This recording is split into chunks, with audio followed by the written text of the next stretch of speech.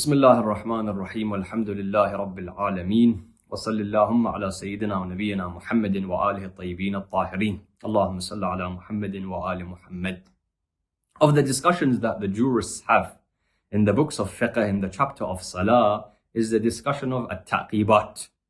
Taqibat are those acts of worship, from reciting certain supplications to dhikr of Allah, recitation of Quran, and even crying in the remembrance of Allah subhanahu wa ta'ala. Taqibat refers to these acts of worship that a person performs after their salah.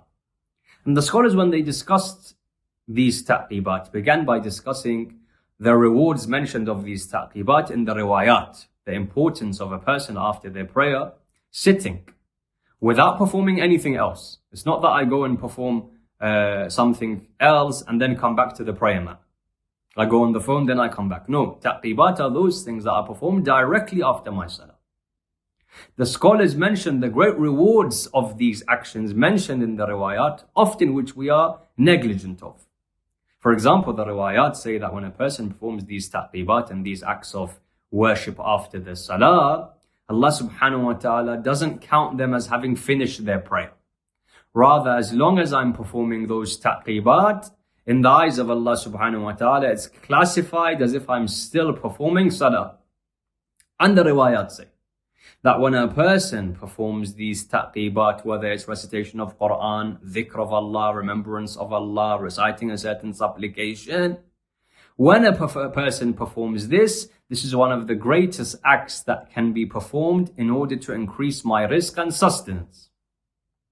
Once this has been understood, the scholars say that the performance of taqibat, number one, isn't specific to the daily wajib prayers.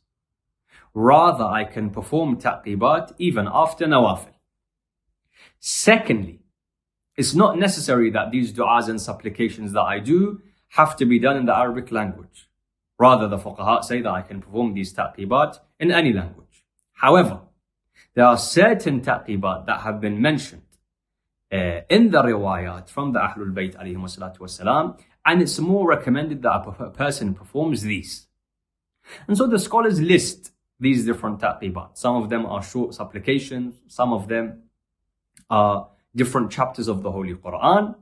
But the first and most important and the greatest in reward of all of these taqibat is none other than the tasbih of Sayyidah Fatima al-Zahra salawatullahi wa salamuhu alayha. For we are taught that this tasbih is one of the greatest acts of worship given. And the narrations say that if there was a greater act of worship on this earth than the tasbih of al-Zahra salamullahi alayha, then the Prophet of Islam would have given that as a gift to his daughter alayhi salam. The fact that this was given is a proof that this is one of the greatest acts of worship that we have in front of us. Also, what we are told about the tasbih of Zahra salamullahi alayha is that it is equal in reward or greater in reward than 1,000 units of recommended prayer.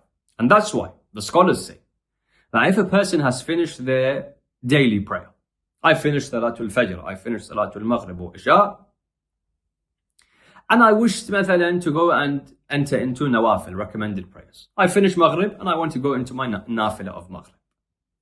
The scholars say that before I do anything else, any other act of worship, the first thing I should perform as a taqib, before I go into the nafila, is the tasbih of al-Zahra salawatullahi wa salamuhu alayha. And this is classified as being greater than the nawafil. You know, there are some people that go straight into the recommended prayers before the tasbih. No, the tasbih requires time and requires me to perform it first, after which then I can go to the other acts of worship. For this was the greatest of taqibat. And if it was such that a person only has time to perform either nafila or tasbih, either tasbih or the other taqibat, then it is recommended that they perform this instead of performing the nawafil prayers. وآخر الدعوانا أن الحمد لله رب العالمين وصلى اللهم على سيدنا ونبينا محمد وآله الطيبين الطاهرين.